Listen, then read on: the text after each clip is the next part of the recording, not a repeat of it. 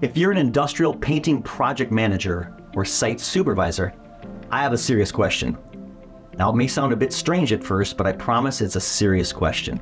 Is your work crew a championship team? What I mean by that is, if Blast and Paint was a sport, what league would you be in, and where would your team rank? High school amateurs? Division I college? Professional world champs? It's an interesting question, right? And the second question is this. As their coach and manager, if you had the opportunity to actually turn them into world champs, would you step up and do it? If not for yourself, at least for them. Now, if you're thinking world champs is a bit of a stretch, then you're going to love the following story on how to do it. It's a true story, and it gives you the complete strategy needed to make your team, if not world champs, at least national champs. Now, strategy, however, relies on tactics to pull it off, and BlastOne is confident that we can help you execute roughly 70% of all the tactics needed. Consider this. By process of elimination, somewhere out there exists the best blast and paint crew in the world. And I guarantee they are both sought after and getting compensated way beyond typical salaries. That's just the nature of greatness. Because it's scarce, supply and demand always allows it to charge a premium. Now, if you don't care about improving your own success or becoming a champion coach or becoming a sought-after expert in your vocation, then this video isn't for you. However, if you are interested, then I want to share the story of a man named Dave Brailsford. Because publicly, this man proved to the world the power and validity of a strategy called aggregation of marginal gains. It's this strategy that can absolutely change you and your crew's life. So who is Dave Brailsford? In 2003, Dave Brailsford was hired as the performance director for the British national cycling team and was given the authority to completely revamp their training program. Now, to give some context, for the previous 107 years before Brailsford, British cycling sucked. They were considered among the worst in the world. This 107 years takes us back to 1896, the first year of the modern Olympic era. And between then and Brailsford's hire, the British cycling team had won a total of 7 gold medals, and of that 7, 5 were won before the 1930s. The British also had never won a single Tour de France.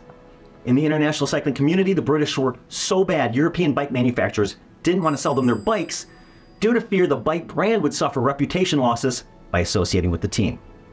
So Brailsford steps in 2003, and here was his strategy. Strive to become 1% better in as many areas as possible. That's it. The goal was a tiny margin of improvement in everything they did. If they could make something 1% better, faster, lighter, safer, they did. So the team started optimizing the things you might expect. Training schedules, nutrition, and the weight of the tires. They experimented with different racing suits. Heated overshorts to maintain ideal muscle temperature while riding. Testing various fabrics in a wind tower for better aerodynamics. Biofeedback sensors to monitor how each athlete responded to a particular workout. The bike seats were ergonomically redesigned for extra comfort and stability. They put rubbing alcohol on the tires for better grip. They tested various massage gels for better muscle recovery. He trained his cyclists on the psychological aspect of success. But then they went even further than just focusing on sports gear and training. They started to improve other aspects as well. They hired a surgeon to teach the riders how to properly wash their hands to prevent illness. They had custom pillows made for each of the team members to ensure that when they traveled, they'd get the best night's sleep, thus improving their mood and energy on race days. They even painted both the inside of the travel vans and the floor of the maintenance department white to notice any dust that might adversely affect the bikes. So what were the results of this strategy? Well, the next year, during the 2004 Athens Olympics, the British won another individual gold medal and set a new Olympic record.